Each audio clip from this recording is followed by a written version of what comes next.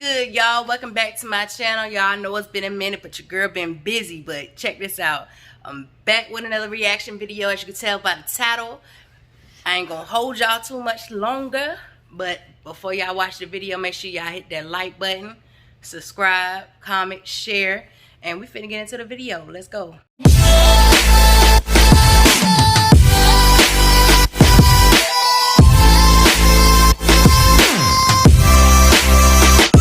This is why you should always lock your doors. In 2015, an Australian guy took 3 Snapchat videos of his exotic birds and put them on his story. 15 minutes later, his buddy texts him asking, "What was in the window behind you on that last one?" He pulls up the videos and sure enough, in the last one you can clearly see someone is pressed against the glass. Nothing comes of the Snapchat videos, but a week later he hears banging coming from that same door in his house, and he gets his phone out and he walks over to film it in case there's someone there. There isn't, but he uploads the video to YouTube anyway. The next day, someone sends him an enhanced version of that video where, as he's walking to investigate the noises, someone with a mask on is standing in the corner of his house. He goes to the police, who look at the video and they're like, "Sorry, that is a masked intruder in your home.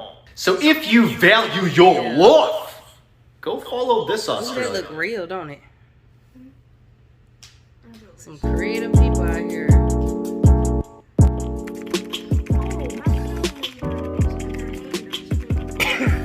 Make it look like a cut mark. These people be some creative people, boy.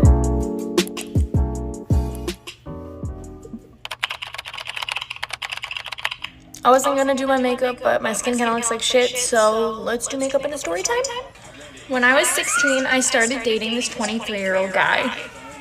I normally dated older guys, and my parents knew about him and weren't concerned, so I wasn't really concerned about the whole predator thing. Eventually, I moved into his house with him, and everything was great. I was so happy. A little while later, I come home one day, and I see a note on our door. The note read, "This is not your house. Get your stuff and leave today." I didn't know what to do, so I called my boyfriend immediately. I noticed there was an old man who was the neighbor, just kind of staring at me as I'm standing on the porch on the phone with my boyfriend. Turns out he was the one who left the note on our door. He started walking towards me and I instantly got scared. This is the time when he realized that I had no idea what was going on. And when he started explaining it to me, I had no idea what to believe. What he said to me truly caught me by surprise. Come back for part 2. Part 2.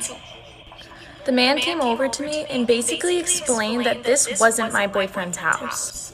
When I had first moved in, my boyfriend told me that it was his house that his aunt and uncle let him live in, that it was technically theirs, but they had no use for it, so they were letting him fix it up and live in it. What this neighbor told me was so different. Turns out it wasn't my boyfriend's aunt and uncle's house that he was fixing up for them. Turns out it was an older couple's house who'd been moved to a nursing facility, so they didn't live there anymore and no one was there to take care of the house, which is why it looked so run down. My boyfriend knew this and found a way to get in and convinced me that it was his house. Turns out we were squatters. If you don't know what a squatter is, basically it's just someone who lives in your house. Someone who's like homeless and just kind of like lives under your porch or in your attic or something.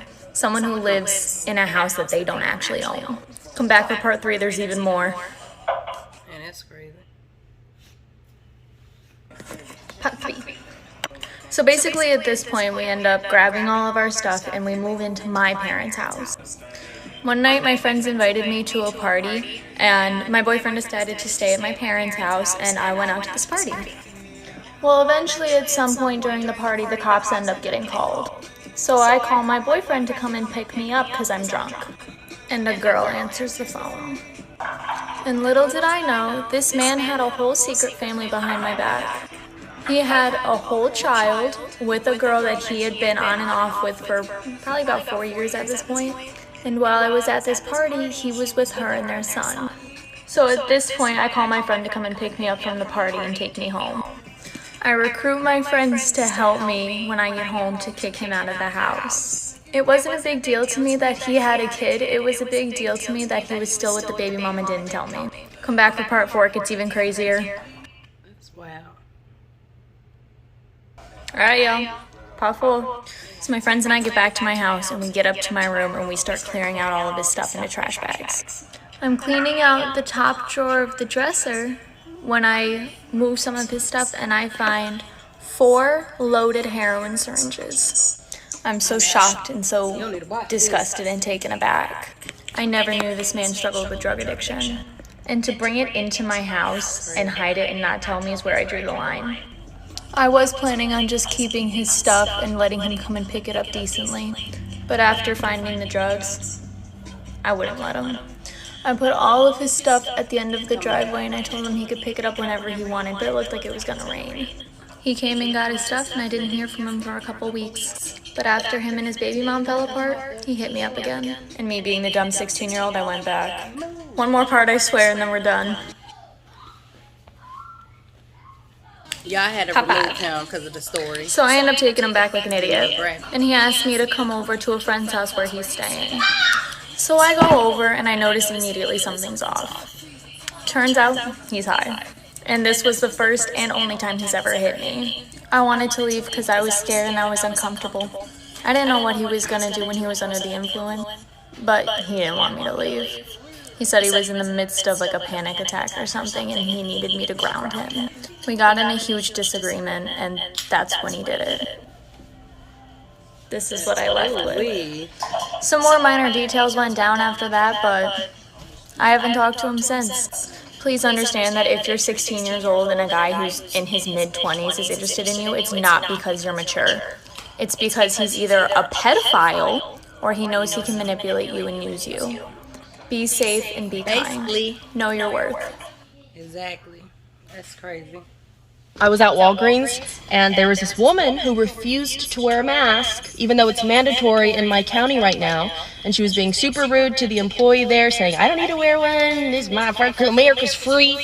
And so another lady in the store comes up and starts spraying the signature Bath & Body Works scent, Warm Vanilla Sugar, all over her face. And was like, bitch, I bet you wish you were wearing a mask now. And it was crazy. But you know what? I'd do it again.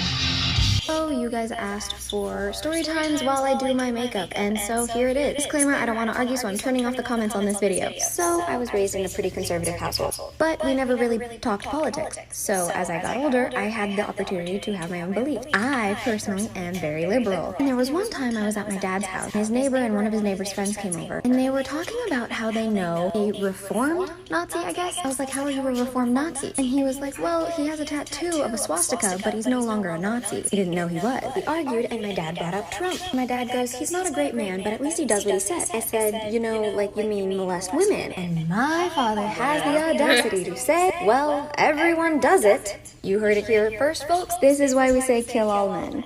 Because all of them do it. Bye. This is why you should never live next to crazy people. In 2015, a girl who was totally fed up with her noisy neighbors finally worked up the courage to go over there and tell them to be quiet. She knocks on the door and out walks this insane-looking old woman who just starts hissing at her.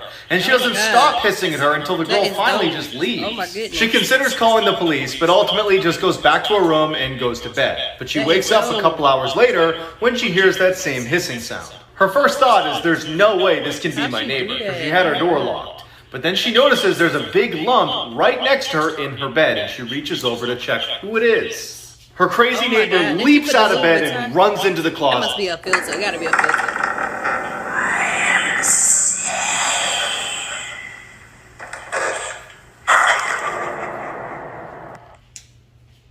Oh my god.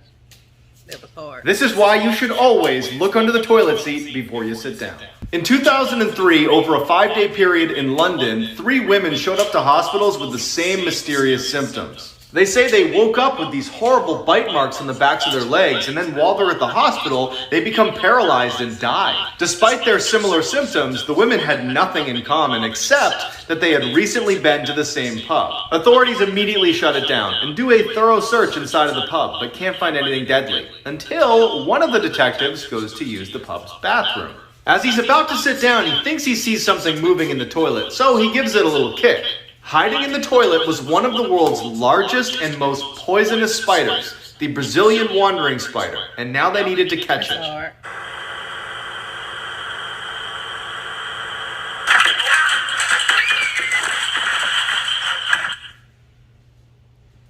That won't too bad. Let this be a reminder that there really are monsters out there. In 2007, a woman living right near a prison in California got home late one night and went right to bed. Around midnight, she woke up to footsteps on her first floor, assumed it was her roommate, so she goes downstairs to say hi. She yells out to her roommate, who doesn't say anything, and then in walks this giant man who she doesn't recognize. She runs upstairs, jumps in her closet into the crawl space, and hides. As she's helplessly tucked away in this little crawl space, trying not to make any sound, all she hears is this giant man sprinting around her house, running into walls, flipping furniture, and screaming in frustration because he can't find her. Finally, after several hours, she slowly opens the crawl space back up, crawls out, and gets her phone off the nightstand and calls police. As she's telling the police her story, she describes the person who had broken in, and they stop her and say, "Ma'am, go back in the crawl space and stay there. We'll be there as soon as we can."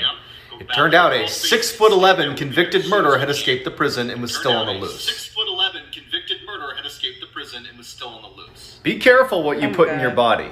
In 2014, a couple returned to their home to find it trashed in baffling ways.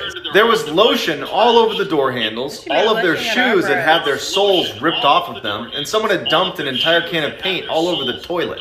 Despite the obvious break-in, the police come and can't find any evidence of theft, so they leave thinking the couple's not in danger anymore. That night, the couple hears scratching underneath their bed and what sounds like a crying animal. Not wanting to find out what it was, they leave and call the cops, who come right back and start investigating the house, and they make a startling discovery in their bedroom. Wedged underneath the couple's bed was this 90-pound tiny little woman carrying a huge butcher's knife and a hypodermic needle. As they're taking this crazy lady away in handcuffs, one of the officers comes over to the couple and is like, "So she was high on meth, and for at least 2 hours, she had been burrowing a hole in the underside of your mattress with that knife to get to you." Oh my god. No one would believe this story if there wasn't a video. In 2013, a rogue wave capsized a tugboat, killing 11 of 12 men on board. The 12th man was flung into the hallway, which was already filled with water. Panicked, he starts swimming towards the exit, but accidentally goes into the engine room where he finds an air pocket. And there this poor man sat, listening to the sounds of these huge sharks fighting over the bodies of his friends just on the other side of the wall. Total darkness, no food or water 100 feet below the surface. 3 days later, one of the divers that was sent down there to retrieve their bodies sees a hand. What in the world? Why is he doing that? That is hard. Okay.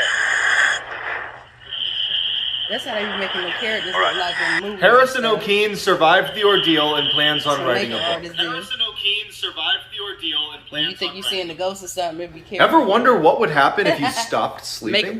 During World War II, the Russians wanted to find a way to keep their soldiers awake longer, so they came up with this awful experiment where they took prisoners of war, put them in a gas chamber, and then exposed them to experimental drugs to see how long they could keep them awake for. Initially, the drugs seemed great. The first 4 days, the subjects were agitated, but were normal. By day 5, they stopped interacting with each other and began acting extremely paranoid. On day 9, one of the subjects screamed for so long that he tore his vocal cords. On day 14, they started eating themselves. When they turned off the gas on day 15, all of the subjects began screaming in pain, begging for them to turn the gas back on. When they didn't, they all... How is they doing